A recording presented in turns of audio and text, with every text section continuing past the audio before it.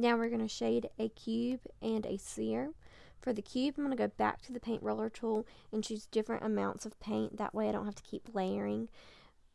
Please make sure your edges are nice and clean and sharp on the cube because the cube has very sharp shading.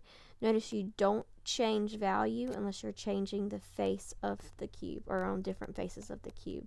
If you make a mistake, you can always go back in and add more shading or more color and then smudge it out with the smudge tool to get rid of any mistakes. You can also use the eraser tool to clean up the edges if you've gone over onto the top or outside of the lines of the cube.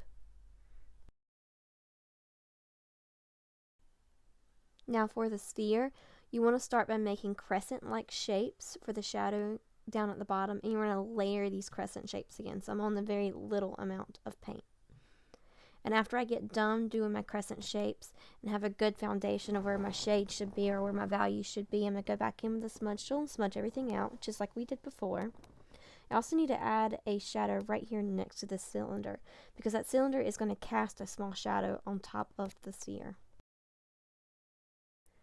Keep in mind when you are drawing the shadows for the sphere, it's going to be very similar to that of the cylinder. However, your darkest area is actually going to be right underneath the sphere, right where it touches the table.